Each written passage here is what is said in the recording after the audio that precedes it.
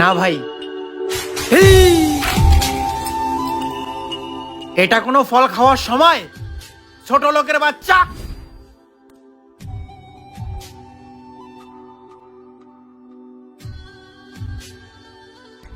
না, এটা তো কথা ছিল না। না না না না, এটা তো চাপ আবার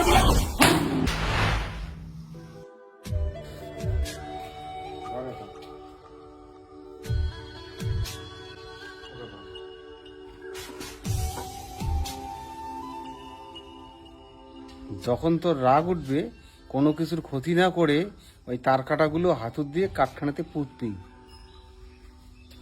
এখন তো রাগে আছিস, যা আজকে থেকে চালু কর।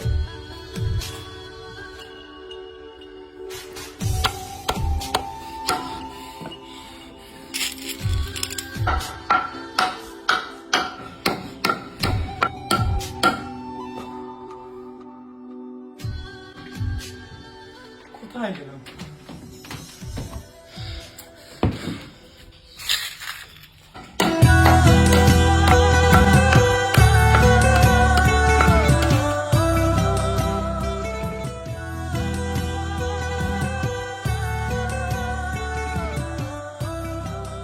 এভাবে রাগের মাথায় কাঠটিতে পেরেক পুঁতে আমার কি লাভ হচ্ছে? কোনো লাভই তো হচ্ছে না। এত পরিশ্রম সব বৃথা। না, এবার পরিশ্রম না করেই নিজের রাগটা নিজের মধ্যেই কন্ট্রোল করে নেব। হ্যাঁ, কোনো রাগ করবো না আর।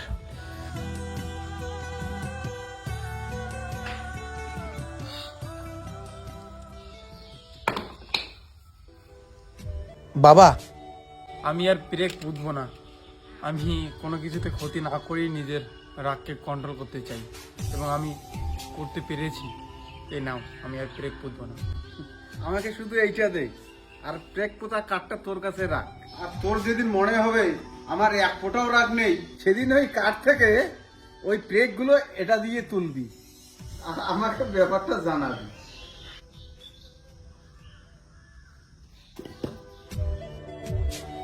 বাবার লজিক আমি কিছুতেই বুঝতে পারছি না।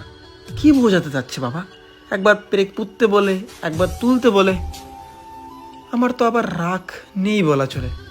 আমি তুলে নিচ্ছি পেরেকগুলো। চলো।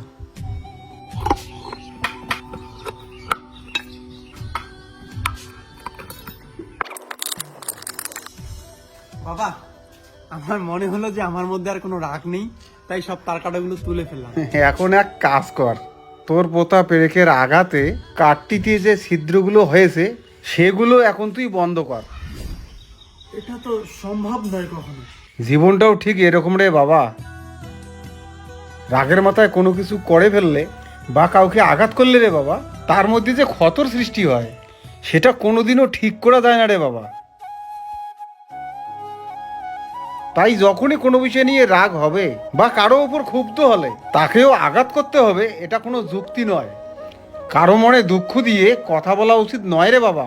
রাগের মাথায় কাউকে দুটো কথা বলে নিজের রাগকে থামাতে পারবে, কিন্তু একটা জিনিস মনে রাখবে, সেই তোমার দেওয়া কষ্টটা আর তোমার খারাপ ব্যবহারটা সে সারা জীবন মনে রাখবে। আর কোনো কিছু ভুল করার পর ভুলটা বুঝে লাভ কি? সেটা কেমন হয় বলতো? কারো পেটে ছুরি মেরে মার্ডার করে ফেললাম, পরে বললাম সরি, আমার ভুল হয়ে গেছে। কোনো লাভ নেই। তাই সময় থাকতে বুঝতে শেখো।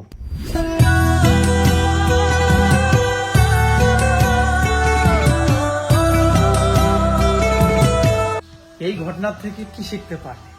যখন বিশেষ মন খারাপ থাকবে, কারো উপর রাগ হবে, তখন নিজের প্রতি বিশ্বাস হারালে চলবে না, বা কাউকে আঘাত করে নিজেকে সুখ দিলেও চলবে না।